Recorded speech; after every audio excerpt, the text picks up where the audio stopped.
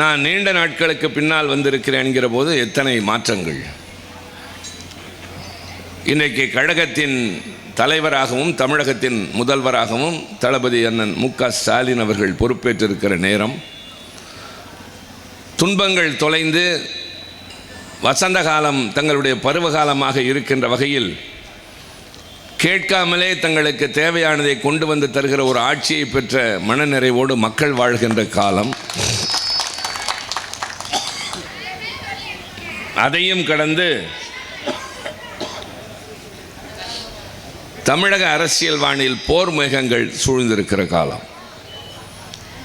ஆக இரண்டு வேறுபட்ட ஒரு காலகட்டத்தில் நாம் வாழ்ந்து கொண்டிருக்கின்றோம். தமிழ்நாட்டிலே தளபதி அண்ணன் ஸ்டாலின் அவர்களுடைய ஆட்சியின் காரணமாகத்தான் இன்றைக்கு இந்தியாவில் முதல் மாநிலமாக பல துறைகளில் நாம் இன்றைக்கு சிறந்து விளங்குகிறோம். ஒன்றியத்தை ஆண்டு கொண்டிருக்கிற பாரதிய ஜனதா இந்தியாவிலே பல்வேறு மாநிலங்களின் உள்ளே ஊடுருவி மெல்ல மெல்ல அங்கே ஆக்கிரமித்து கொண்டார்கள். அந்த நாட்களில் படையெடுத்து வந்தவர்கள் ஒரு நாட்டுக்குள்ளே எப்படி வந்து சூறையாடுவார்களோ அதை போல பல மாநிலங்கள் வடக்கே நேரடியாக மறைமுகமாக தேர்தல் களத்தில் எதிர்பாராத அளவிற்கு சில திருப்பங்களை ஏற்படுத்தி தங்களுக்கு சாதகமான சூழல்களை உருவாக்கி வெற்றி பெற்றது.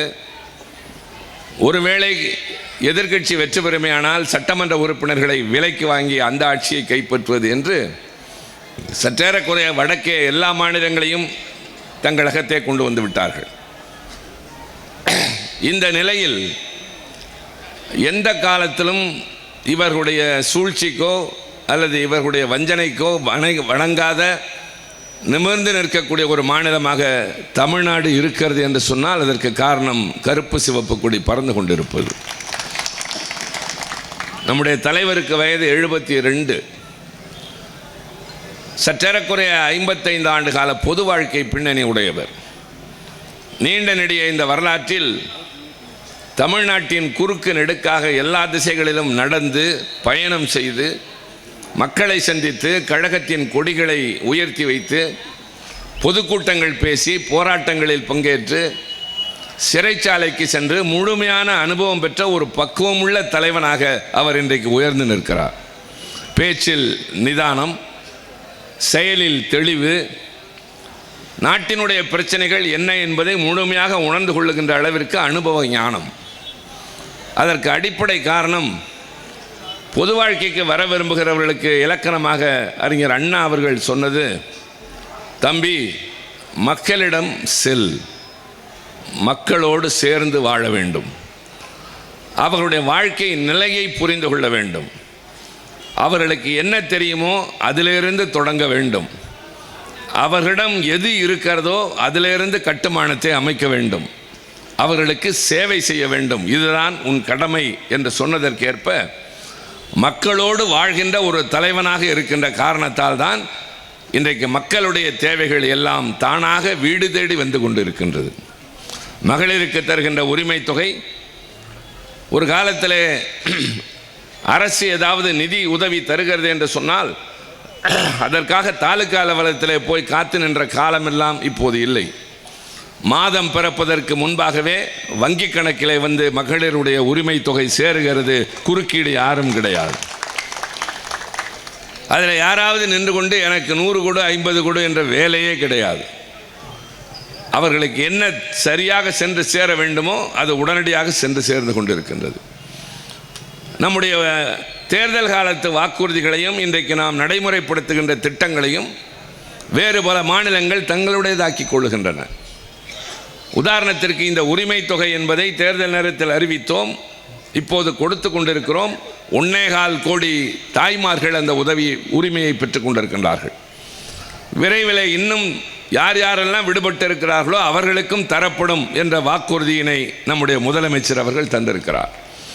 இதை விமர்சித்த பாரதிய ஜனதா கட்சி இதே திட்டத்தை அறிவித்து தான் இன்றைக்கு டெல்லியில் ஆட்சியை கைப்பற்றி இருக்கின்றார்கள். ஆக விமர்சிக்கிற போது நம்மை பல கோணங்களிலே வேறு மாதிரி சித்தரித்து விட்டு இன்றைக்கு அதுதான் வெற்றிக்கு வழி என்று அவர்களே எடுத்துக்கொண்டு போகின்ற அளவிற்கு நம்முடைய திட்டங்கள். இன்னும் கொஞ்சம் அதிகமாக சொல்ல வேண்டும் என்றால் 2 நாட்களுக்கு முன்னால் நம்முடைய தமிழ்நாடு அரசின் நிதிநிலை அறிக்கை சமர்ப்பிக்கப்பட்டிருக்கின்றது. ஒவ்வொரு வார்த்தையும் தேர்ந்தெடுத்து இன்றைக்கு கூட தலைவருடைய ஒரு காணொளி வெளியாகி இருக்கின்றது. நான் வருகிற வழியில் அதைத்தான் பார்த்து கொண்டே வந்தேன். உங்களில் ஒருவன் என்ற அந்த தலைப்பில் அவர் பேசுகிற போது நிதிநிலை அறிக்கையை பற்றி சொல்லுகிறார். முதலமைச்சருக்கு நிதி என்று வருகின்ற போது அதற்காக ஒரு ஆலோசனை குழு, நோபல் பரிசு பெற்றவர்களிலிருந்து, ரிசர்வ் வங்கியின் முன்னாள் ஆளுநர் என்பவர் போன்றவர்களிலிருந்து எல்லோரும் கூடி உட்கார்ந்து, அது மட்டுமல்லாமல் கோட்டையிலே மாலை 7 மணி வரை இருந்து ஒவ்வொரு அமைச்சராக கலந்து பேசி அதற்கு பின்னால் வடித்தெடுத்த நிதிநிலை அறிக்கை என்பதால் எல்லோராலும் பாராட்டப்படுகின்ற ஒரு நிதிநிலை அறிக்கையாக இன்றைக்கு வந்திருக்கின்றது. ஏதோ திராவிட முன்னேற்ற கழகத்து மேடையிலே நின்று நாங்கள் சொல்கிறோம் என்பதல்ல. நேற்றைய தினம் வெளியான எல்லா பத்திரிகைகளும், ஆங்கிலம், தமிழ் உள்ளிட்ட எல்லா பத்திரிகைகளும், வடக்கே உலவுகின்ற பத்திரிகைகள் கூட பாராட்டிய ஒன்று, மக்களுக்கான ஒரு நிதிநிலை அறிக்கையை இன்றைக்கு திமுக அரசு சமர்ப்பித்திருக்கிறது என்பதுதான். அதில் பல திட்டங்கள் ஆச்சரியப்படக்கூடிய அளவிற்கு, எப்படி கலைஞருடைய தொலைநோக்கு பார்வை இருந்ததோ, கருணை பார்வை இருந்ததோ, அதை போல இன்றைய முதலமைச்சருக்கும் இருக்கின்றது. முதலாக பெண்களுக்கு திருமண உதவி திட்டம் என்பதை கலைஞர் கொண்டு வருகிற போது அதற்கு அடிப்படை தகுதி என்பது 8வது வரை படித்திருக்க வேண்டும் என்று சொன்னார். ஏன் இந்த வரையறை என்று கேட்டபோது, இந்த உதவித்தொகை பெறுவதற்காகவாவது அவர்கள் 8வது வரை படிப்பார்களே என்ற ஏக்கம்தான் எனக்கு என்று சொன்னார். அத்தோடு நின்றுவிடவில்லை. அந்த பெண்கள் கல்வி கற்பதற்காக தமிழ்நாட்டில் மட்டும்தான் 3 கிலோமீட்டருக்குள் ஆரம்ப பள்ளி, 5 கிலோமீட்டருக்குள் நடுநிலைப்பள்ளி, 7 கிலோமீட்டருக்குள் உயர்நிலைப்பள்ளி, 10 கிலோமீட்டருக்குள் மேல்நிலைப்பள்ளி என்று எங்கு பார்த்தாலும் பள்ளிக்கூடங்களை திறந்த ஆட்சி திராவிட முன்னேற்ற கழகத்தின் ஆட்சி. இன்றைக்கு உத்தரப்பிரதேசத்தில் 27,500 பள்ளிகள் மூடப்பட்டு இருக்கின்றன, தொடக்க நிலை பள்ளிகள். ஏன்? அந்த பள்ளிகளில் 50 பேர் கூட மாணவர்கள் இல்லாத காரணத்தால் 1, 2 அல்ல, 27,500 பள்ளிகள் மூடப்பட்டு இருக்கின்றன. அவர்கள் படிக்கிற இந்தியை படிக்க சொல்லி நம்மை வற்புறுத்துகிறது ஒன்றியத்தில் இருக்கிற அரசாங்கம். அங்கே கல்விக்கூடங்கள் மட்டும் மூடப்படவில்லை. நடந்து முடிந்த 12வது வகுப்பு தேர்வில், 10வது வகுப்பு தேர்வில் சற்றேறக்குறைய 7 லட்சம் மாணவர்கள் இந்தியிலே மட்டும் தேர்ச்சி பெறாமல் தோற்று போயிருக்கிறார்கள். இந்தியை தாய்மொழியாக கொண்ட மாநிலத்தில் பள்ளிக்கூடங்கள் மூடப்படுகின்றன. அதில் பரீட்சை எழுதுகிற மாணவர்கள் இந்தி பாடத்திலே தோற்று போகிறார்கள். ஆனால் தமிழ்நாட்டினுடைய நிலைமை என்ன? ஆரம்ப கல்வி என்பது எவ்வளவு சிறப்பாக இருக்கிறது என்பதற்கு ஒரு உதாரணம் மதிய உணவு திட்டம். அது எப்போது தொடங்கியது என்றால், நீதி கட்சி ஆட்சியில் இருந்த பொழுது சென்னை மாநகராட்சி மன்றத்தின் தலைவராக இருந்த பிட்டி தியாகராயர் அவர்கள் சென்னை மாநகராட்சிக்கு உட்பட்ட பள்ளிகளில் பிள்ளைகளுக்கு மதிய உணவு திட்டத்தை கொண்டு வந்தார். பெருந்தலைவர் காமராஜர் முதலமைச்சரானவுடன் அதை தமிழ்நாட்டில் இருக்கிற எல்லா ஆரம்ப பள்ளிகளுக்கும் விரிவாக்கினார். எம்ஜிஆர் ஆட்சி காலத்தில் அது சத்துணவு என்று மாறியது. கலைஞர் ஆட்சி காலத்தில் தான் அது உண்மையான சத்துணவாக மாறுவதற்கு அதில் முட்டையும் சேர்த்து தரப்பட்டது.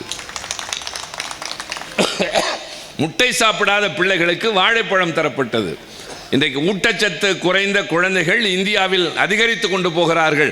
ஆனால் தமிழ்நாட்டில் இல்லை என்று சொன்னால் அதற்கு காரணம், பள்ளிக்கூடத்தில் பராமரிக்கப்படுகிறார்கள் உங்கள் வீட்டு பிள்ளைகள்.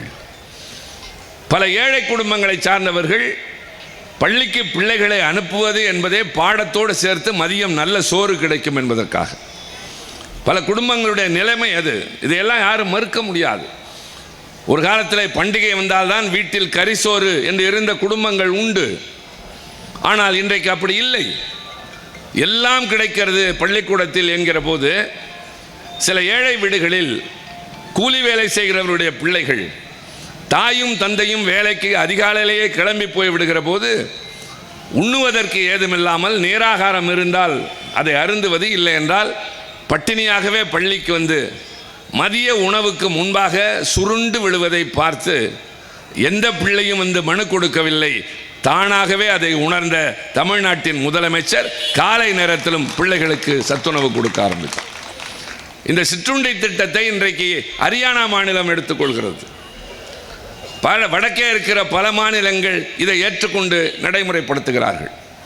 ஆக ஆரம்ப கல்வி என்று சொல்லுகிற போது பிள்ளைகளுக்கு பள்ளிக்கூடம் செல்வதற்கு பேருந்துக்கு கட்டணம் தர குடும்பம் தடுமாறுகிறதா? அவர்களுக்கு கட்டணம் தேவையில்லை, அவர்களுக்கு இலவச பஸ் பாஸ் என்பதை தொடங்கியதும் நாங்கள். சீருடை தருகிறோம், புத்தகங்கள் தருகிறோம், உதவித்தொகை தருகிறோம். அது மட்டுமல்ல, ஒன்றிய அரசினுடைய ஒரு குறியீடு இன்னும் 10 ஆண்டுகள் கழித்து 2035ஆம் ஆண்டு உயர்கல்வியிலே சேருகிறவர்களுடைய விகிதம் என்பது 50ஆக தொட வேண்டும் என்பது ஒன்றிய அரசின் குறியீடு. இன்றிலிருந்து 10 ஆண்டுகள் கழித்து உயர்கல்வியிலே சேருகிறவர்களுடைய விழுக்காடு 50ஆக தொட வேண்டும் என்று. ஆனால் 2025லேயே தமிழ்நாட்டில் உயர்கல்வி பயில்கிறவர்களின் எண்ணிக்கை 48 என்ற இடத்தை தொட்டிருக்கிறோம். இதெல்லாம் யாரும் நினைத்து பார்க்க முடியாத ஒன்று. இந்தியாவிலே மொத்தம் 740 மருத்துவக் கல்லூரிகள் இருக்கின்றன. தமிழ்நாட்டில் தான் அதிகமாக 74 மருத்துவக் கல்லூரிகள் இருக்கின்றன. இங்கு படித்தவர்களுக்கு ஈடு இணை யாருமே கிடையாது. டெல்லியிலே எய்ம்ஸ் என்ற ஒரு ஒன்றிய அரசுக்கு நேரடியான கண்காணிப்பில் இருக்கக்கூடிய மருத்துவமனை உங்களுக்கெல்லாம் தெரியும். தமிழ்நாட்டிலே கூட அறிவிக்கப்பட்டு அது இன்னும் செயல் வடிவம் பெறாமல் இருக்கின்றது. அங்கே ஒரு மிகப்பெரிய மருத்துவர் ஒரு குறிப்பிட்ட துறை, அதாவது எலும்பு வைத்தியத்திற்கான அந்த துறையினுடைய தலைவர், வடகிழக்கு மாநிலத்தை சார்ந்தவர். எனக்கு ரொம்ப நாட்களுக்கு முன்னால் ஒரு மேடையில் ஏற்பட்ட சரிவின் விபத்தின் காரணமாக எனக்கு முதுகுத்தண்டிலே அடிபட்டது. நான் சென்னையிலே ஒருவரிடம் அதற்காக பயிற்சி எடுத்து உடற்பயிற்சி செய்து சிகிச்சை எடுத்துக்கொண்டு இப்பொழுது நான் கொஞ்சம் அதெல்லாம் தெரியாத அளவிற்கு நான் இயங்கிக் கொண்டிருக்கிறேன். அவரை சென்று சந்தியுங்கள் என்று என்னை சொன்னார்கள் டெல்லி எய்ம்ஸில். நான் போய் பார்த்தேன் அவரை. அவர் ரொம்ப மரியாதையாக வரவேற்று எல்லாம் பேசிவிட்டு என்னுடைய விவரங்களை எல்லாம் கேட்டார். கேட்டுவிட்டு கடைசியாக நீங்கள் யாரிடம் காட்டினீர்கள் என்று சொன்னார். Professor DK. சண்முக சுந்தரம் என்றேன். உட்கார்ந்திருந்தவர் எழுந்தேன் என்று சொன்னார். சார், இஸ் அவர் பாஸ் என்று சொன்னார். அவருக்கு மிஞ்சி எந்த வைத்தியரும் இல்லை. நீங்கள் அவரை பார்த்ததற்கு பின்னால் ஏன் இங்கே வர வேண்டும் என்று டெல்லி எய்ம்ஸில் பணியாற்றுகிற ஒருவர் சொல்லுகிற அளவிற்கு இங்கு இருக்கிற நிபுணர்கள். எம்ஜிஆருக்கு உடல்நலம் குன்றியிருந்த போது ஜப்பானிலிருந்து வந்தவர் கேட்ட கேள்வி, அவருக்கு நரம்பினால் ஏற்பட்டிருக்கக்கூடிய நோய்க்கு நீங்கள் இங்கே இருக்கிற பி ராமமூர்த்தியிடம் காட்டினீர்களா என்றுதான் கேட்டார். அவர் கலைஞருக்கு மருத்துவர் என்பதால் அப்போது அவர்கள் காட்டவில்லை. அப்போது வந்த மருத்துவர் சொன்னார், கானூன் என்பது அவருடைய பெயர், ஜப்பான் டாக்டர், ராமமூர்த்திக்கு மேல் நரம்பியல் நிபுணர் இந்தியாவில் உலகத்தில் யாருமே இல்லை என்று சொல்லிவிட்டு போனார். ஆக அப்படி இங்கே புகழ்பெற்ற மருத்துவர்கள் எல்லோரும் தமிழ்நாட்டு மருத்துவக் கல்லூரிகளில் படித்தவர்கள். இவர்கள் யாரும் நீட் என்ற தேர்வும் படிக்கவில்லை, அதை எழுதவும் இல்லை. சாதாரணமான அரசு பள்ளியிலே படித்து மருத்துவக் கல்லூரியிலே தமிழ்நாட்டில் பயின்று உலகம் முழுவதும் இன்றைக்கு கல்லீரல் சிகிச்சைக்கு தமிழ்நாட்டிலே தலை சிறந்த நிபுணர்கள் இங்குதான் இருக்கிறார்கள். இதய நோய்க்கு சிகிச்சை இங்குதான் இருக்கு. அரபு நாட்டிலே இருக்கின்ற மிகப்பெரிய செல்வந்தர்கள் அமெரிக்காவுக்கு செல்வதில்லை. அவர்களுக்கு ஏதாவது உடல்நல கோளாறு என்று சொன்னால் நேராக அவர்கள் கிளம்பி வருவது தமிழ்நாட்டுக்கு தான் வருகிறார்கள், மறந்து விடாதீர்கள். ஆக இங்கே கல்வி ஆரம்ப அளவில், பின்னர் உயர்கல்வி என்ற அளவில், அதே போல மருத்துவக் கல்வி, தொழில் கல்வி என்ற அளவில் எல்லா வகையிலும் இன்றைக்கு நாம் உயர்ந்து நிற்கிறோம். உலகம் முழுவதும் பறந்து விரிந்திருக்கின்ற பல துறைகளிலே முன்னோடி யார் என்று பார்த்தால் தமிழர்கள் தான். டெல்லி தலைமைச் செயலகத்திலே பணியாற்றுகிற உயர் அதிகாரிகளில் பெரும்பாலோர் தமிழர்கள், ஐஏஎஸ் அதிகாரிகள், மறந்து விடாதீர்கள். அமெரிக்க நாட்டின் பொருளாதாரத்தை தீர்மானிக்கிறவர்களில் பெரும்பகுதியினர் தமிழர்கள் தான். உலகத்திலே தலை சிறந்த விண்வெளி ஆராய்ச்சி நிறுவனம் நாசா என்பது, அது அமெரிக்க நாட்டினுடைய விண்வெளி ஆராய்ச்சி நிறுவனம். அதில் பணியாற்றுகிறவர்களில் 16 விழுக்காட்டை சார்ந்தவர்கள் தமிழ்நாட்டை சார்ந்த தமிழர்கள். எங்களிடம் நீ இந்தி படித்தால் பிச்சை, தமிழ் படித்தால் பிச்சை எடுக்க வேண்டும் என்று ஒருவர் பேசுகிற அளவிற்கு துணிச்சல் பெற்றிருக்கிறார் என்றால் பேசுவது தமிழ் பெண், அதுதான் வேதனை. அறிஞர் அண்ணா அவர்கள் இந்த மாநிலத்திற்கு தமிழ்நாடு என்ற பெயர் மாற்றம் செய்ய வேண்டும் என்று நாடாளுமன்றத்தில் ஒரு தனிநபர் தீர்மானம் கொண்டு வந்து பேசுகிறார். அப்படி பேசுகிற போது ஒருவர் எழுந்து குறுக்கிட்டு பேசுகிறார், நீங்கள் தமிழ்நாடு என்று பெயர் வைப்பதால் என்ன லாபம் அடைய போகிறீர்கள் என்று. அப்போது கேட்டவருக்கு அண்ணா பதில் சொல்லவில்லை. மாறாக அவையில் இருந்த பிரதமர் பண்டித நேருவுக்கு சொன்னார், உங்களுக்கு உலக அரசியல் வரலாறு தெரியும், பூகோளம் தெரியும், ஆரிய திராவிட போர் எங்களை விட அதிகமாக உங்களுக்கு தெரியும், நீங்கள் எழுதியிருக்கிறீர்கள்.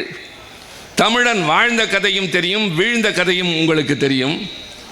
வீழ்ந்ததற்கான காரணம் உங்களுக்கு தெரியாது என்று சொல்கிறேன். இந்த அவையில் என்னை பார்த்து தமிழ்நாடு என்று அழைப்பதால் நீ என்ன லாபம் அடைய போகிறாய் என்று கேட்டவர் குஜராத்தி அல்ல, பஞ்சாபி அல்ல, காஷ்மீரி அல்ல, நான் பிறந்த தமிழ்நாட்டில் காவிரி நீரை குடித்து வாழ்கிறவர் என்னை பார்த்து கேட்கிறார். இதுதான் எனக்குள்ள பலவீனம் என்று சொல்லிவிட்டு அண்ணா சொன்னார், இந்த நாட்டில் வேறு எந்த மாநிலத்தை நீ தலைநகரின் பெயரால் அழைக்கிறாய், என்னை மட்டும் ஏன் சென்னை என்று அழைக்க வேண்டும்? இந்த நாட்டில் இருக்கிற மிக உயர்ந்த பதவி ராஷ்டிரபதி என்று அழைக்கிறீர்களே, குடியரசுத் தலைவர், பிரசிடென்ட் என்பதை உங்களுக்கு என்ன ஆனந்தம்? மக்களால் தேர்ந்தெடுக்கப்பட்ட உறுப்பினர்கள் இருக்கிற அவை லோக்சபா. மாநிலங்கள் சார்பாக செல்லுகின்ற நான் இருக்கிற அவைக்கு ராஜ்யசபா. ஏன் இதெல்லாம்? இந்தியிலே உங்களுக்கு என்ன ஆனந்தமோ அதே ஆனந்தம், பரவசம் எனக்கு தமிழில் அழைப்பதில் என்று சொன்னார். ஆக அன்று அண்ணாவை பார்த்து ஒருவர் கேட்டதை போல இன்று ஒருவர் பேசுகிறார், தமிழ் மட்டும் படித்தால் நீ என்ன செய்து விட முடியும் என்று கேட்கிறார்கள். என்ன செய்து விட முடியும் என்பதற்கு உதாரணத்தை நான் சொல்கிறேன். சந்திராயன் 3 இந்தியாவினுடைய விண்கலம் வெற்றிகரமாக நிலவுக்கு சென்றது, தென் துருவத்தில் இறங்கியது, உங்களுக்கெல்லாம் தெரியும். அது குறித்து பாராட்டுகின்ற வகையில் அந்த இஸ்ரோ அமைப்பை சார்ந்த இந்திய விண்வெளி ஆராய்ச்சி நிறுவனத்தை பாராட்டுகின்ற வகையில் நாடாளுமன்றத்தில் ஒரு விவாதம். அதில் நான் பேசுகிறேன். இந்த சீர்மிகு விவாதத்திலே அதை மெருகேற்றுவதற்காக உள்துறை அமைச்சர் மாண்புமிகு அமித்ஷா அவர்களும் உட்கார்ந்திருக்கிறார். நான் பேசுகிற போது சொன்னேன், சந்திராயன் 3க்கு முன்னால் ஒரு வரலாற்றை தெரிந்து கொள்ளுங்கள். உலகத்திலேயே முதலாக நிலவிலே சென்று இறங்கிய விண்கலம் அப்போலோ என்பது அமெரிக்க நாட்டுக்கு சொந்தமானது. 1969 அதிலிருந்து ஆம்ஸ்ட்ராங் என்ற மனிதன் இறங்கினான். அதற்கு பின்னால் ரஷ்ய நாடு, சீன நாடு, ஜப்பான் நாடு, ஜெர்மனி என்று பல நாடுகள் நிலவுக்கு விண்கலம் அனுப்பியது. ஆனால் முதலாக நிலவிலே தண்ணீர் இருக்கிறது என்று கண்டுபிடித்து விட்டு வந்த விண்கலம் இந்தியாவின் சந்திராயன் 1. அதன் இயக்குனர் பெயர் மயில்சாமி அண்ணாதுரை, என் தமிழ்நாட்டை சார்ந்தவர். சந்திராயன் 2 தோல்வியுற்றது. அந்த 2 ஏன் தோல்வியுற்றது என்பதை ஆராய நியமிக்கப்பட்ட நிபுணர்கள் குழுவின் தலைவர் நாராயணன் என்பவர்தான் இன்றைக்கு இஸ்ரோ அமைப்பினுடைய தலைவர், நாகர்கோவிலை சார்ந்தவர். சந்திராயன் 3 நிலவின் தென்பகுதியிலே போய் இறங்குகிறது. இதுவரை எந்த நாட்டினுடைய விண்கலமும் அங்கே சென்றதில்லை. ஒரு காரணத்தோடு தான் அனுப்பினார்கள். என்ன காரணம்? செவ்வாய் கிரகத்தில் மனிதன் குடியேற வேண்டும் என்றால் அதற்கு தேவையானவை நிலவின் இந்த பகுதியிலே இருக்கிறது என்பதாக அறிந்ததால், ஆய்ந்து உணர்ந்ததால். அப்படி இறங்கி அந்த விண்கலம் வெற்றிகரமாக ஆய்வுகளை செய்கிறது. அதன் இயக்குநர்கள் விழுப்புரத்தை சார்ந்த வீரமுத்துவேல், திருச்சியை சார்ந்த சங்கரன். அடுத்து சூரியனை ஆய்வு செய்ய ஆதித்யா 1 என்ற விண்கலம் முதலாக சூரியனிடம் ஒரு விண்கலம் போகிறது. அங்கிருந்து வெற்றிகரமாக தகவல்களை அனுப்புகிறது. அந்த ஆதித்யா 1 இயக்குனர் பெயர் நிகார் சாஜி என்ற செங்கோட்டையை சார்ந்த இஸ்லாமிய பெண்மணி. அடுத்து அக்கினி 5. அக்கினி 1 என்பது ஏவுகணை, 1000 கிலோமீட்டர் சென்று தாக்கக்கூடியது. அதனுடைய பிதாமகன் டாக்டர் அப்துல் கலாம். இப்போது அக்கினி 5 5000 கிலோமீட்டர் சென்று தாக்குகிறது. இந்தியாவிடம் வலிமை மிக்க ஒரு ஏவுகணை இருக்கிறது. அதனுடைய இயக்குனர் பெயர் சங்கரி. இதையெல்லாம் நான் வரிசையாக சொல்லிவிட்டு சொன்னேன், நான் சொன்ன மயில்சாமி அண்ணாதுரையோ, வீரமுத்துவேல் சங்கரனோ, இந்த நிகார் சாஜியோ, சங்கரியோ, இவர்கள் அத்தனை பேரும் தமிழர்கள் என்பதோடு அரசு பள்ளியில் படித்தவர்கள். அடுத்து தமிழ் வழி கல்வி படித்தவர்கள். அடுத்து சொன்னேன் mister home minister, kindly note, இவர்கள் யாருக்கும் இந்தியும் தெரியாது, சமஸ்கிருதமும் தெரியாது. இந்தியும் சமஸ்கிருதமும் தெரியாமல் தமிழும் ஆங்கிலமும் மட்டும் படித்தவர்கள் இந்தியாவிற்கு உலக அரங்கிலே மரியாதை தேடி தந்திருக்கிறார்கள். உங்கள் கையிலே செல்லிடப்பேசி இருக்கும். தம்பி இங்கே நாசர் பேசினாரே, கியூபா நாட்டின் வரலாறு தெரிந்து கொள்ள வேண்டுமா? கூகுளை தேடுங்கள், கிடைக்கும். ரஷ்யாவும் உக்ரைனும் போர் நிறுத்தம் என்ற நிலைக்கு வந்திருக்கிறதே, என்ன விவாதம் நடந்தது? கூகுளை தேடுங்கள், கிடைக்கும். பாரதிதாசன் கவிதைகள் வேண்டுமா? கூகுளிலே கிடைக்கும். இப்படி உலகத்தின் எந்த மூலைக்கு சென்றாலும் எது வேண்டுமென்றாலும் அதை உடனே நம் கைகளிலே தருகின்ற அந்த கூகுள் நிறுவனத்தின் தலைவர் சுந்தர் பிச்சை என் தம்பி, தமிழ்நாட்டை சார்ந்தவன். ஆக தமிழ் படித்து வீணாக போகவில்லை, மாறாக அவர்கள் இந்தி படித்து என்ன ஆனார்கள் என்கிற போது நான் எதையும் சொல்ல விரும்பவில்லை. அடுத்தவர்களை தாழ்த்தி பேசி எங்களுக்கு பழக்கம் இல்லை. இந்தி தெரியாத காரணத்தால் நாங்கள் தாழ்ந்து போகவும் இல்லை, வீணாக போகவும் இல்லை, எவனிடமும் தோற்று போகவும் இல்லை. உத்தரப்பிரதேசத்திலிருந்து ஒரு தோழர் சைக்கிளிலேயே தமிழ்நாட்டுக்கு வருகிறார். நம்புங்கள், தமிழ்நாட்டுக்கு வாரணாசி பிரதமர் தொகுதியிலிருந்து ஒருவர் சைக்கிளிலேயே வருகிறார். ஏன்? ரயிலுக்கு தர காசு இல்லை, திருட்டு ரயிலில் வர மனம் இல்லை. அப்படி சைக்கிளிலே வந்து அவரை பார்த்து ஒருவர் கேட்கிறார், ஏன் இவ்வளவு சிரமப்பட்டு இங்கே வந்தீர்கள்? அதற்கு அவர் சொன்னார், தமிழ்நாட்டில் தான் வேலை கிடைக்கிறது, வேலைக்கு சம்பளமும் கிடைக்கிறது. அது மட்டுமில்லை, நான் ஒரு பெண்மணியை சந்தித்தேன், விளக்கம் கேட்பதற்காக போனேன். அவர் என்னிடம் கேட்டார், அண்ணா உங்களுக்கு என்ன வேண்டும் என்று கேட்டார். என்னை யாரும் அண்ணன் என்று என் ஊரில் அழைத்தது இல்லை. என் ஊரில் என்னுடைய வீட்டை புறந்தள்ளி வைத்திருப்பார்கள், பக்கத்திலே கூட நெருங்குவதில்லை. நான் உணவு விடுதிக்கு சாப்பிட போனேன், பரிமாறுகிறவர் வந்து சார் என்ன வேண்டும் என்றார். நான் ஆடி போனேன். என்னையெல்லாம் யாரும் சார் என்றே கூப்பிட்டதில்லை. தமிழ்நாட்டில் வேலை கிடைக்கிறது, ஊதியம் கிடைக்கிறது, மரியாதையும் கிடைக்கிறது என்று இங்கு வருகிறார்கள். நாங்கள் யாரையும் வெறுத்து ஒதுக்கவில்லை. நிதியமைச்சர் நிர்மலா சீதாராமன் மக்களவையில் பேசினார், என்னை இந்தி படிக்க விடாமல் தடுத்தவர்கள் திமுகவினர் என்று. அங்கிருந்து எங்கள் அவைக்கு வந்துதானே ஆக வேண்டும். வந்தவுடன் நான் சொன்னேன், உங்களை யார் தடுத்தது சொல்லுங்கள். இந்தியை நாங்கள் வேண்டாம் என்கிறோமே தவிர யாரையும் படிக்கக்கூடாது என்று சொல்லவில்லை. மனதில் பதிய வையுங்கள். தென்னகம் என்று சொல்லுகின்ற அதை இந்தியிலே தட்சிணம் என்று சொல்வார்கள். தட்சிண இந்தி பிரச்சார சபா, இந்தியை பிரச்சாரம் செய்வதற்கென்று ஒரு சபை இருக்கிறது தென் மாநிலங்களுக்கு. அதன் தலைமையகம் இருப்பது சென்னையில் டி நகருக்கு பக்கத்தில். அதன் தெரு பெயரே இந்தி பிரச்சார சபா தெரு. ஒவ்வொரு ஆண்டும் லட்சக்கணக்கானவர்கள் அங்கு சேர்ந்து படிக்கிறார்கள், தேர்ச்சி பெறுகிறார்கள். நாங்கள் அங்கே சென்று மறிப்பதில்லையே. இந்தியே கூடாது என்று சொன்னால் அது இங்கே இருக்க முடியாது. நாங்கள் அப்படி அல்ல, எந்த மொழியும் வெறுப்பவர்கள் அல்ல. எங்கள் மீது எதையும் திணிக்காது. எனக்கு அது தேவையில்லை. இன்றைக்கு நம்முடைய தமிழ்நாட்டின் முதலமைச்சர், நான் இவ்வளவு தூரம் பேசுகிறேனே, அவர் ஒரே காரியத்தில் ரூபாய் என்பதை ரூ என்று எழுதி முடித்து விட்டார். அதிர்ச்சி அடைந்து போகிறார்கள். அது ஒன்றும் புதுமை அல்ல. ரூபாய் என்பதை சுருக்கி எழுதுகிறோம், அவ்வளவுதான். உனக்கு என்ன வயிற்றெரிச்சல், நீங்களே இப்படி எழுதியது இல்லையா என்று கேட்டதோடு அவர் நிற்கவில்லை.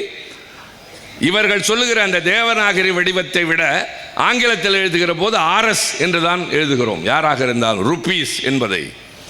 ஆக ஏதோ ஒரு, ஆனால் அவர் ஆரம்பித்து வைத்தார். இன்றைக்கு இந்தியா முழுவதும் அது பேசு பொருளாகிவிட்டது.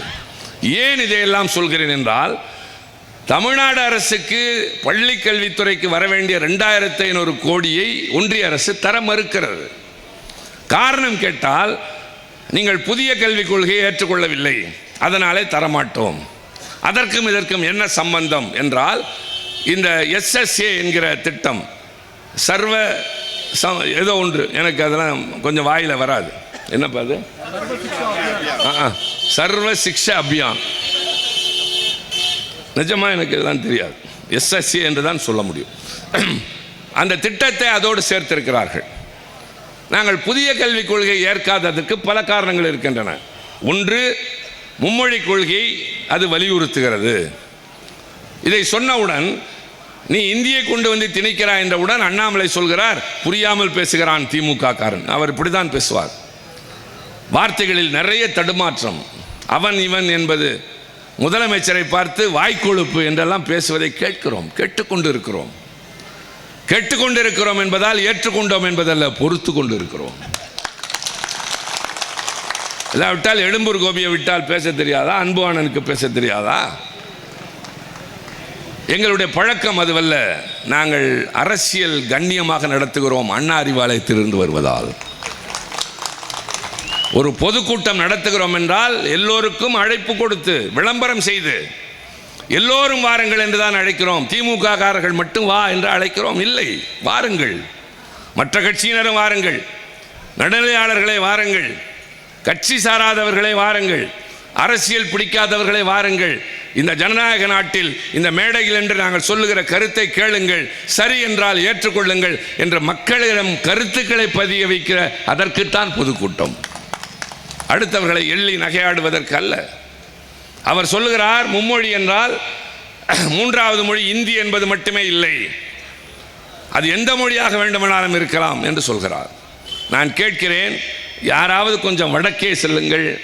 பீகார், உத்தரப்பிரதேசம், மத்திய பிரதேசம், ராஜஸ்தானத்தில் யாராவது ஒருவர் தமிழ் படிக்கிறாரா, தெலுங்கு படிக்கிறாரா, மலையாளம் படிக்கிறாரா, கன்னடம் படிக்கிறாரா? ஒருவரும் படிப்பதில்லை. இன்னும் சொல்ல வேண்டுமா, ஆங்கிலமே படிப்பதில்லை. என்னுடைய அவையில் பல செல்வந்தர்கள் இருக்கிறார்கள். மாநிலங்களவையினுடைய சிறப்பு என்பது இந்த நாட்டிலே ஆளுநர்களாக இருந்தவர்கள், உச்சநீதிமன்ற நீதிபதிகளாக இருந்தவர்கள், அதே போல தேர்தல் ஆணையர்களாக இருந்தவர்கள் எல்லாம் அந்த அவைக்கு தான் வருவார்கள். அங்கே என்னை போல ஒரு சாதாரண குடும்பத்தை சார்ந்தவனும் செல்வதற்கு காரணம் திராவிட முன்னேற்ற கழகம். அதில் சில பேர் சொல்வார்கள், நான் இந்த பல்கலைக்கழகத்தின் முன்னாள் துணைவேந்தர். அந்த ஒரு வார்த்தையோடு நகர்ந்து விடுவார். அதற்கு மேல் எங்களிடம் பேச மாட்டார். ஏன் கட்சி பாகுபாடா என்றால் இல்லை, அவருக்கு ஆங்கிலம் வராது, எனக்கு இந்தி வராது. எனவே அவர்களால் நட்பு பாராட்ட முடியாது. அவர் துணைவேந்தராக இருந்திருக்கிறாரே தவிர ஒரே ஒரு மொழியை தவிர வேறு மொழி தெரியாது. உருது மொழி கூட முழுமையாக தெரியாது. உருதும் இந்தியும் சற்றேறக்குறைய ஒரே மாதிரி இருக்கும், ஆனால் அது கூட தெரியாது. ஆக ஒரு மொழி படித்துவிட்டு நீ மூன்றாவதாக என்னை படி என்று நிர்பந்திக்காதே. யார் வேண்டுமென்றாலும் 3, 4, 5 எதை வேண்டுமானாலும் படிக்கட்டும், நாங்கள் குறுக்கே நிற்பதில்லை. ஆனால் அரசாங்க ரீதியாக நாங்கள் இருமொழி கொள்கை என்பதை ஏற்றுக்கொண்டிருக்கிறோம். தொலைநோக்கு பார்வை என்பது அண்ணாவை போல் யாருக்கும் கிடையாது. அறிஞர் அண்ணா அவர்கள் அவருடைய கடைசி நாட்களில் ஒரு கூட்டத்தில் பேசுகிற போது சொன்னார், இந்த ஆட்சி நடப்பது மத்தியில் இருப்பவர்களுக்கு பிடிக்கவில்லை, கலைத்து விடுவேன் என்று அடிக்கடி மிரட்டுகிறார்கள். முடியுமா உன்னால் என்று நான் சவால் விட தயாராக இல்லை. முடியும், அவர்களால் அதிகாரம் இருக்கிறது. அந்த அதிகாரத்தை கொண்டு இந்த ஆட்சியை கலைக்கலாம், கவிழ்க்கலாம், வேறு ஒருவரை கொண்டு வந்து உட்கார வைக்கலாம், வேறு யாராவது வெற்றி பெற்று வரலாம். ஆனால் யார் வந்தாலும் நான் கொண்டு வந்த 3 சட்டங்களில் கை வைக்கிற துணிச்சல் மட்டும் வராது. அந்நாள் வரை அண்ணாதுரை தான் தமிழ்நாட்டின் முதலமைச்சர். என்ன இந்த 3 சட்டங்கள்? சுயமரியாதை திருமணம், பெரியார் சொல்லி வைதிக முறை திருமணங்களுக்கு மாற்றாக திருமணத்தில் சொல்லப்படுகிற மந்திரங்கள் புரியாதவையாக இருக்கிற போது தாய்மொழியிலே ஊர் பெரியவர்களை அழைத்து வாழ்த்துறை சொல்லி நடத்த சொல்லுகிற முறை அது. அதை ஏற்றுக்கொண்டு பல பேர் திருமணம் செய்து கொள்கிறார்கள். அப்படி திருமணம் செய்து கொண்டு அது மெல்ல பரவலாகிற போது அப்படி செய்து கொண்டவர்களில் ஒரு தாய் தந்தையருக்கு பிறந்த பிள்ளைகளுக்கு சொத்து தகராறு வருகிறது. அவர்கள் நீதிமன்றம் போய் எங்கள் பெற்றோருடைய சொத்துக்களை பிரித்து கொடுங்கள் என்று கேட்கிறார்கள். வழக்கை விசாரித்த நீதிமன்றம் என்ன சொன்னது தெரியுமா? நீங்கள் யாருடைய பிள்ளைகள் என்று இங்கே வந்து பேசுகிறீர்களோ அவர்கள் இருவரும் உங்கள் பெற்றோரே இல்லை. இல்லை, நாங்கள் அவர்களுக்குத்தான் பிறந்தோம், இதோ பிறப்பு சான்றிதழ் இருக்கிறது. நீங்கள் அவர்களுக்கு பிறந்திருக்கலாம், அவர்கள் இருவரும் கணவன் மனைவி இல்லை. இல்லை, திருமணமாகிவிட்டது, இதோ பாருங்கள் புகைப்படம். நீங்கள் வைத்திருக்கிற புகைப்படம் செல்லாது. ஏன் தெரியுமா? இந்து திருமண சட்டப்படி ஒரு திருமணம் செல்லுபடியாக வேண்டும் என்றால் அக்கினி வளர்க்க வேண்டும், புரோகிதர் வர வேண்டும், மந்திரங்கள் ஓத வேண்டும், மணமக்கள் அதை 7 முறை வலம் வர வேண்டும், மாலை மாற்ற வேண்டும், மங்கள நான் அணிவிக்க வேண்டும். இவ்வளவும் செய்தால்தான் அது ஏற்றுக்கொள்ளப்பட்ட சட்ட ரீதியான திருமணம். நீங்கள் யாரோ தலைவர் சொன்னார் என்பதற்காக செய்தால் சட்டம் அதை ஏற்காது. எனவே அது செல்லாத திருமணம். அவர்கள் சேர்ந்து வாழ்ந்த ஆணும் பெண்ணுமே தவிர கணவன் மனைவி அல்ல. எல்லா திருமணங்களும் செல்லாத திருமணங்கள் ஆயிற்று.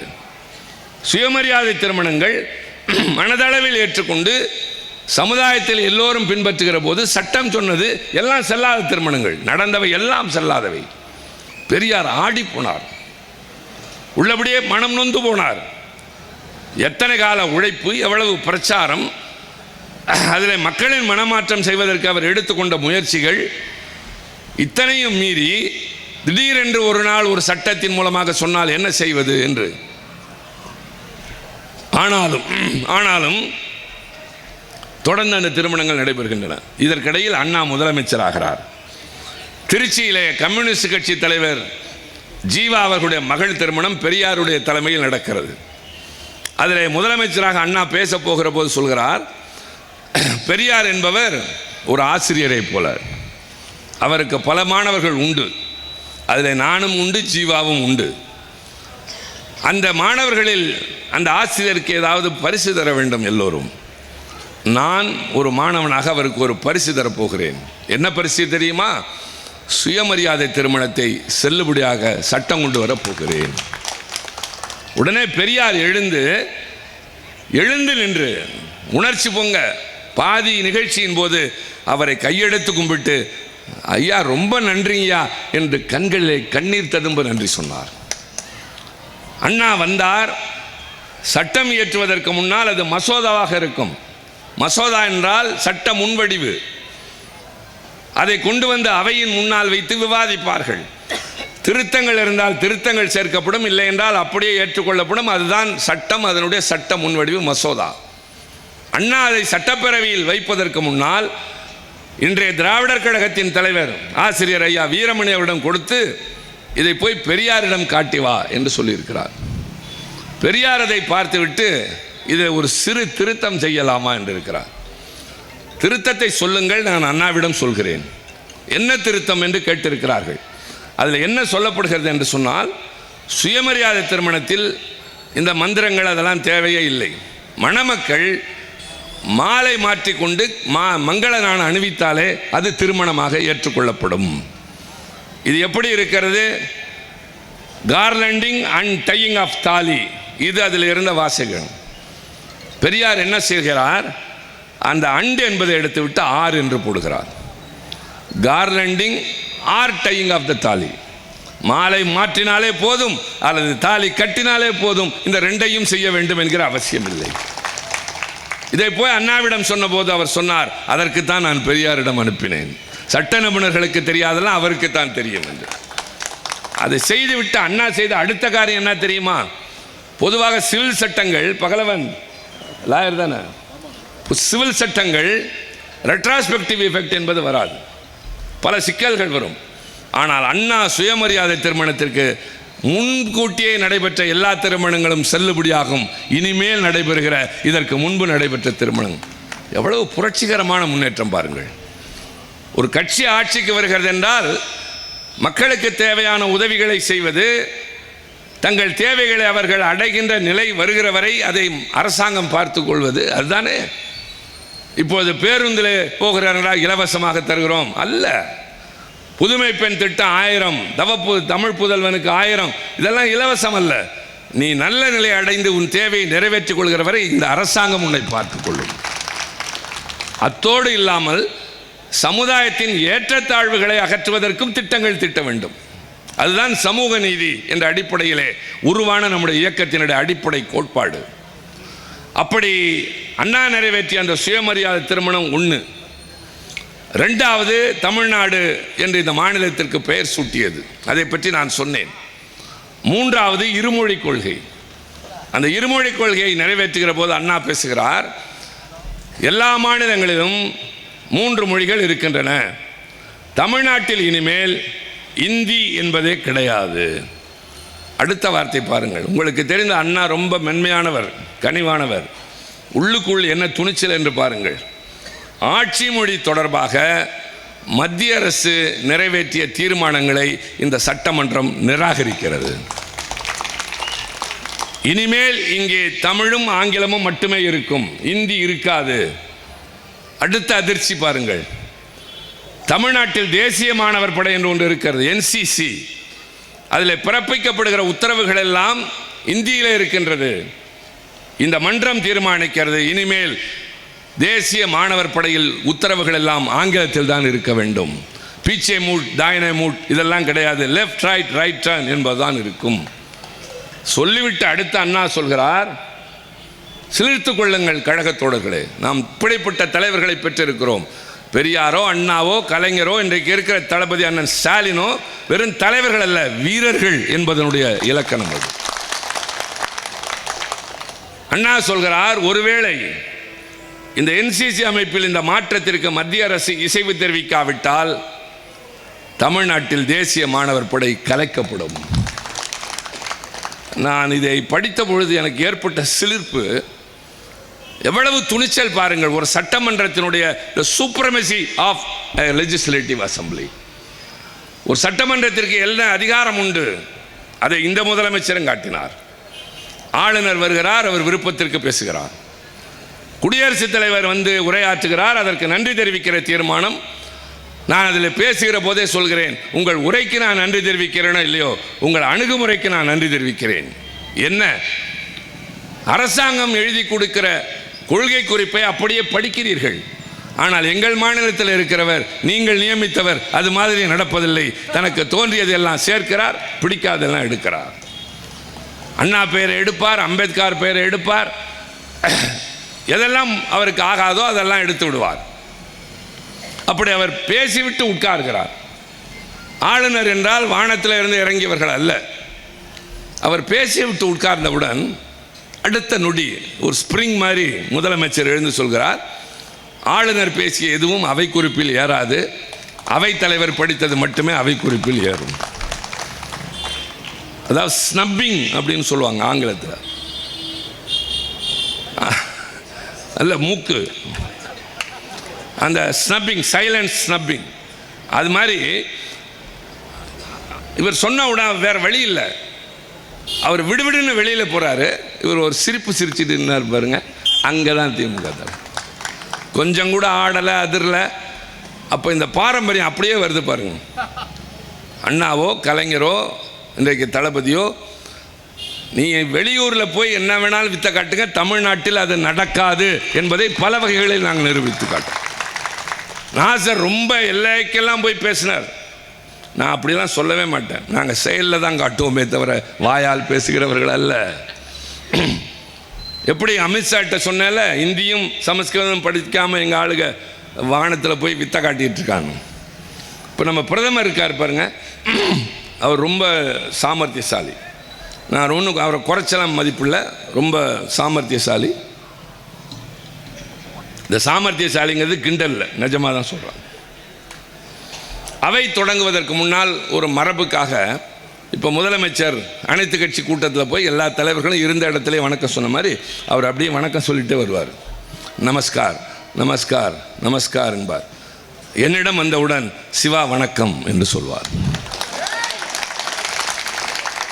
அதை பயமாக நான் எடுத்துக்கொள்ள மாட்டேன், அண்ணாமலை மாதிரி பேச மாட்டேன், அது பண்பின் அடையாளம். ஏன்னா நான் திமுக இல்லை, அடுத்தவங்களை குறைச்சி பேசக்கூடாது. அவர் என்ன ஒரு வழி, புது வழி கண்டுபிடிக்கிறார்னா, நாடாளுமன்ற உறுப்பினர்களுக்கு பிறந்த நாள் வருகிற போது மரபு ரீதியாக குடியரசுத் தலைவரிடமும் பிரதமரிடமிருந்தும் எங்களுக்கு வாழ்த்து கடிதம் வரும். இவர் பிரதமரானதற்கு பின்னால் என்ன செய்தார் என்றால், அந்தந்த மொழி பேசுகிறவர்களுக்கு அந்தந்த மொழியிலே எழுத ஆரம்பித்தார். நமக்கு தமிழ், அங்கே மலையாளம், அங்கே கன்னடம், இங்கே தெலுங்கு, அங்கே மராத்தி, பஞ்சாபி என்று எழுத ஆரம்பித்தார். இது ஒரு புதுமையான அணுகுமுறை தான். நான் முதல்ல எனக்கு அவருடைய கடிதம் வந்தபோது நான் ரொம்ப ஆச்சரியப்பட்டு படித்து பார்த்துட்டு, இதுக்கு எப்படியாவது நம்ம அவருக்கு நன்றி சொல்லி ஆகணும் என்று நான் பதில் கடிதம் எழுதினேன். குஜராத்தியில் எழுதினேன்.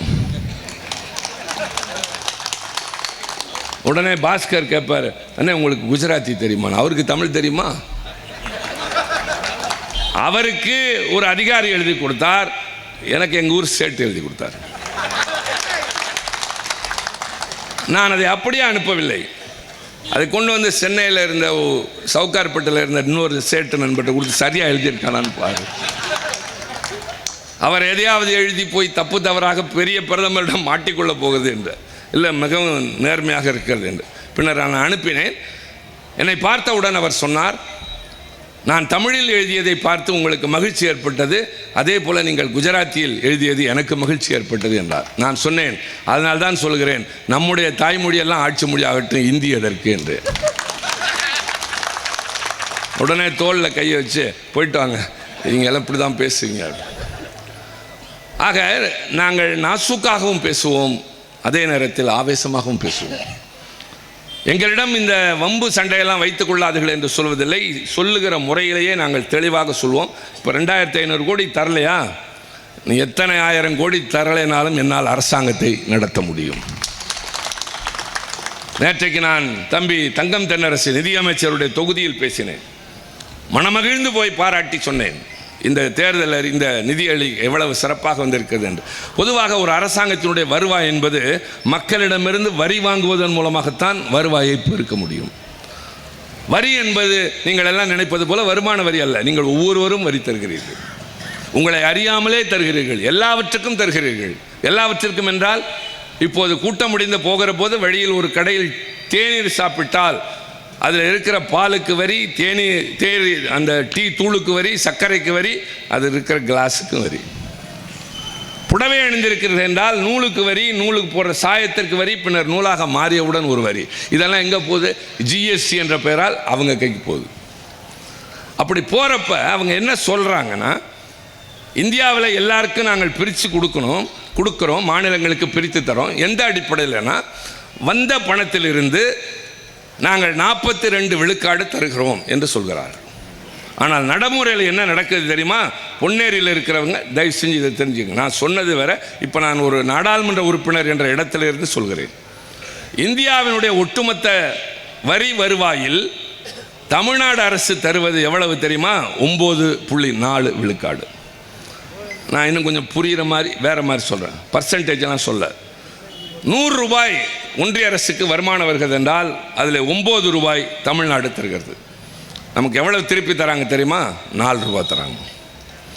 உத்தரப்பிரதேசம் எவ்வளவு தருது தெரியுமா? 7 ரூபாய் தராங்க, நம்மை விட குறைவாக. எவ்வளவு கிடைக்குது தெரியுமா? 18 ரூபாய் கிடைக்குது. பீகார் மாநிலம் தருவது 2.25 ரூபாய், கிடைப்பது 10 ரூபாய். இப்போ நாங்கள் கேட்கறது, நான் 9 ரூபாய் கொடுத்தா எனக்கு 4 ரூபாய் தர, அவர் 8 ரூபாய் கொடுத்தா 18 ரூபாய் தரீங்க, ஒருத்தர் 2.25 கொடுத்தா 10 தரீங்களே, ஏன் இந்த பாகுபாடு?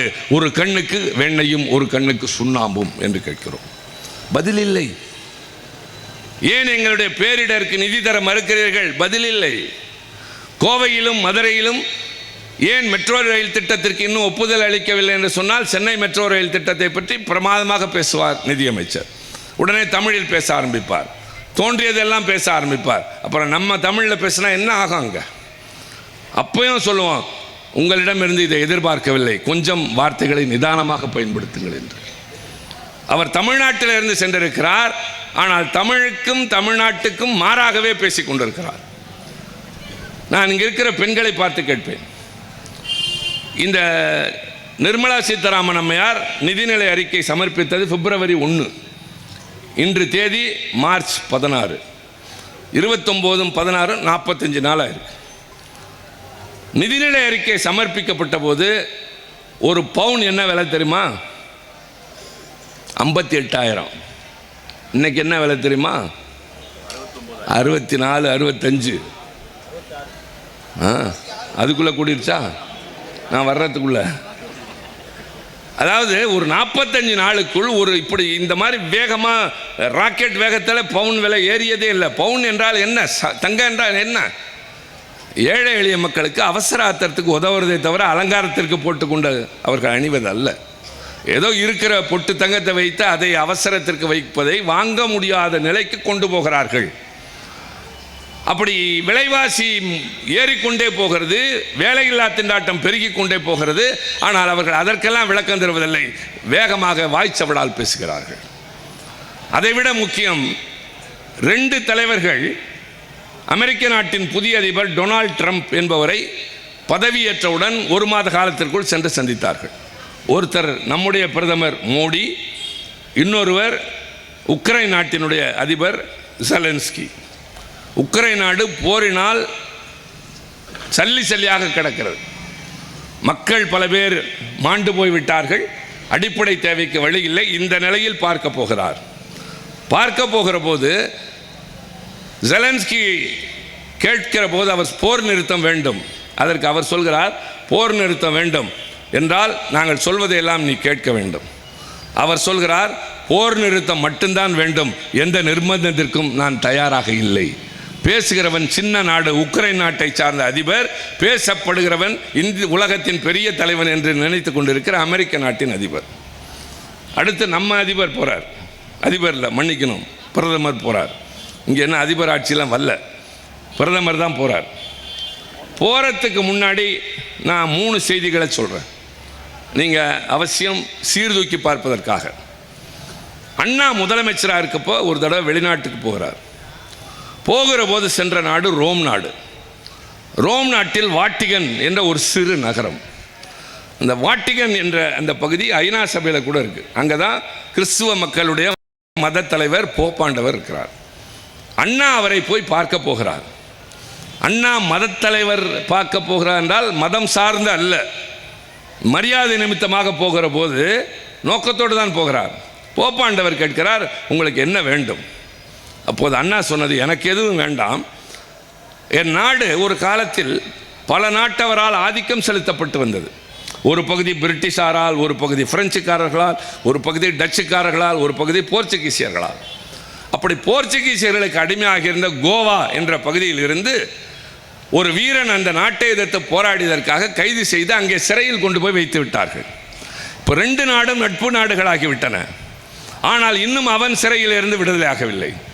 உங்கள் செல்வாக்கை பயன்படுத்தி ரானடே என்ற அந்த இளைஞனை விடுதலை செய்து தாருங்கள் அண்ணா கேட்கிறார்.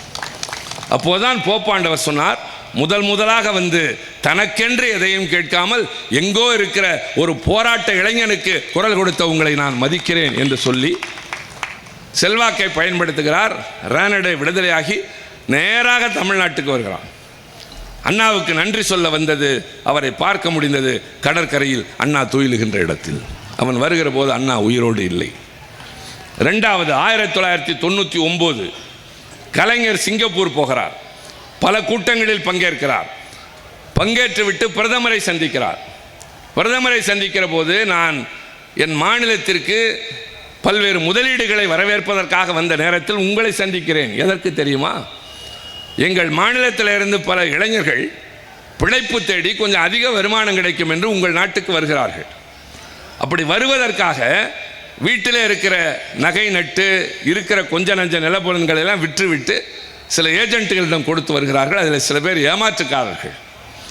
கூட்டி வந்து சொல்லிய வேலையும் வாங்கி தரவில்லை, கிடைக்கிற வேலைகளை சம்பளமும் இல்லை, வாங்கிய கடனையும் அடைக்க முடியாமல் அவர்கள் நாதியற்று பல பேர் இந்த சிங்கப்பூர் வீதிகளில் அலைகிறார்கள். பிரதமர் அவர்களே, தயவு செய்து அந்த இளைஞர்களை துன்புறுத்தாமல் அவர்களுக்கு ஒரு நல்ல வாழ்வு தாருங்கள் என்று கேட்டுவிட்டு வந்தவர் கலைஞர், தமிழ்நாட்டின் முதலமைச்சர். 3வது உகாண்டா என்ற ஒரு நாடு. அந்த நாட்டினுடைய சர்வாதிகாரியின் பெயர் அந்த நாட்களில் இடி அமீன். ஹிட்லர் முசோலினிக்கு மேலானவன் இடி அமீன். எப்படி என்று கேட்பீர்களானால், மாமிசம் சாப்பிடுகிற போது எது உப்பு கரிக்கும் தெரியுமா என்று அவன் சொல்கிறான். உப்பு கரிக்கிற மாமிசமா? ஆம், நான் எல்லாவற்றையும் சாப்பிட்டு இருக்கிறேன். எது ரொம்ப உப்பு கரிக்கும் என்றால், சிறுத்தை மாமிசத்தை விட மனித மாமிசம் அதிக உப்பு கரிக்கும் என்கிறான். அவனுடைய குளிர்சாதன பெட்டியை திறந்தால் மனித தலைகள் இருக்கும் என்று சொல்வார்கள். பக்கத்து நாட்டோட பிரச்சனை என்றால் வா பேசி தீர்ப்போம் என்று சொல்வதில்லை.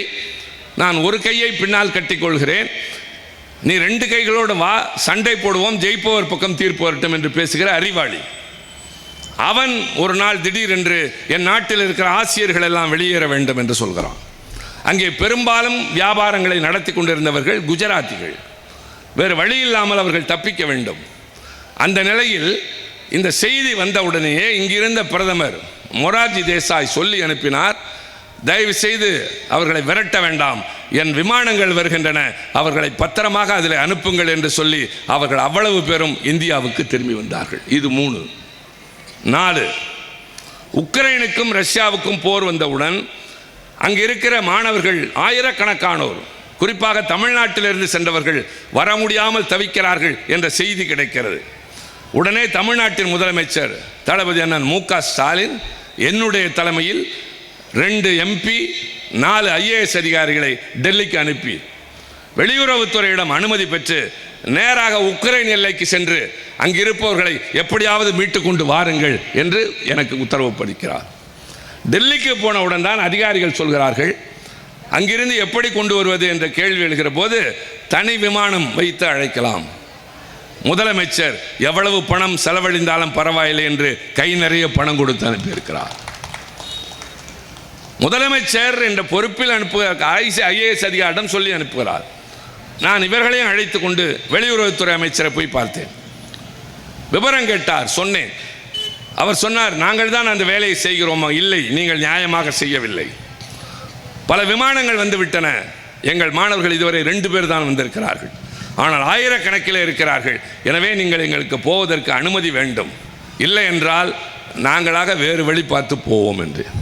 அவருக்கு என்னிடம் நெருக்கம் உண்டு.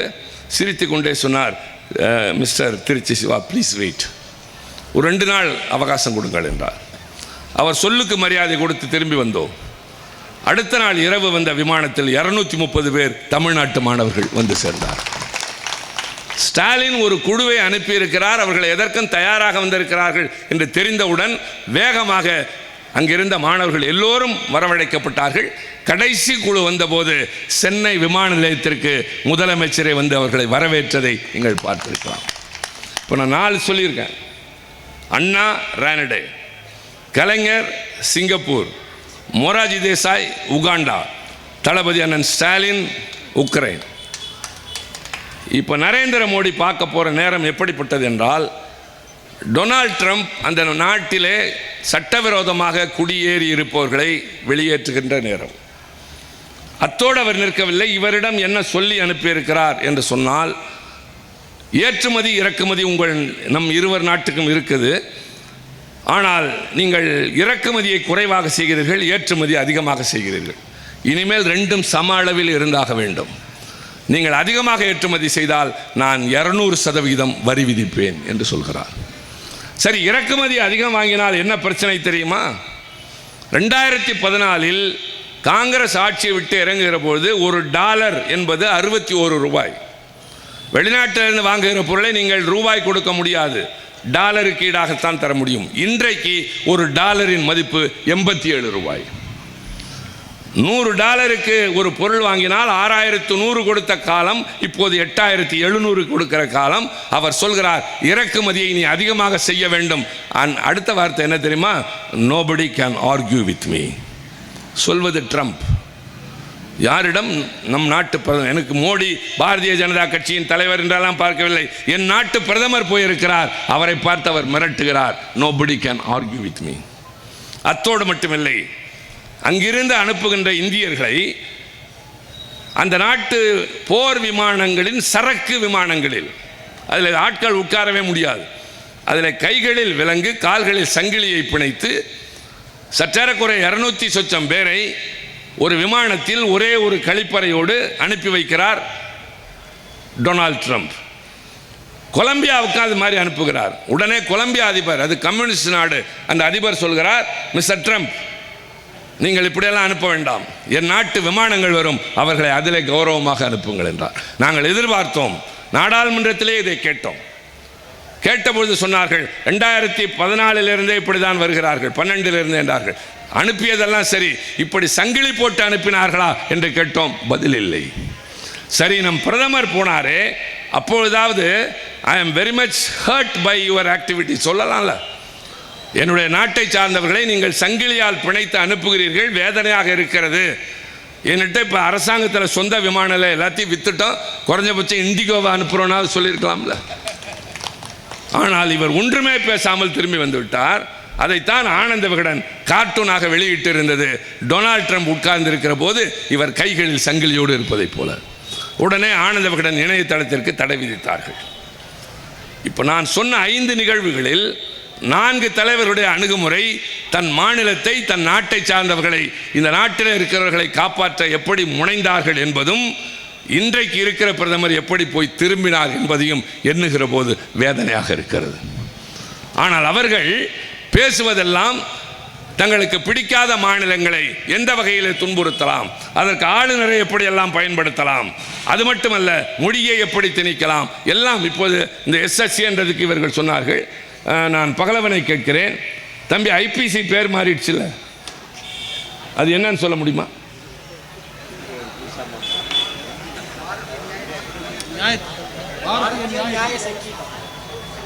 கிரிமினல் ப்ரொசீஜர் கோட் உனக்கு தெரியுமா? எனக்கு தெரியாது. நானும் வக்கீலுக்கு தான் படிச்சிருக்கேன். நான் படித்திருக்கிறேன், ஆனால் கோர்ட்டுக்கு போனதில்லை, எதற்காண்டியும் போனதில்லை. இப்போ அவங்க எல்லா பேரையும் சமஸ்கிருதத்தில் மாற்றிட்டாங்க. அங்கே எல்லா பார்த்தாலும் சமஸ்கிருதமும் இந்தியும் மட்டுமே இருக்கிறது. இந்த நிலைமையெல்லாம் பார்க்கிற போது தங்களுடைய ஆதிக்கத்தை வைத்து, பலத்தை வைத்து, ஆட்சியை வைத்து மாநிலங்களை ஒடுக்கி ஒட்டுமொத்த அதிகாரத்தையும் எடுக்க வேண்டும் என்று நினைக்கிற போது அரசியல் சட்டத்தின் நெறிமுறைகளுக்கு ஏற்ப இதை ஒரு கூட்டாட்சி நாடாகவே நடத்திட வேண்டும், மாநிலங்களுக்கு அதிகாரங்களை தந்திட வேண்டும் என்று கேட்கிற துணிச்சல் மிக்க ஒரே வீர தலைவன் தமிழ்நாட்டின் முதலமைச்சர் தளபதி. அவருடைய பிறந்த நாள் தான் இன்னைக்கு கொண்டாடுறோம். இப்போ நான் பொன்னேரியில் இவ்வளோ நேரம் காத்திருந்தவர்களே, நானும் சொன்னார் அவர், நான் டெல்லிக்கு போகணுன்னு சொல்லி, டெல்லிக்கு போகணும். நாளை காலையில் 11 மணிக்கு நான் பேசணும்.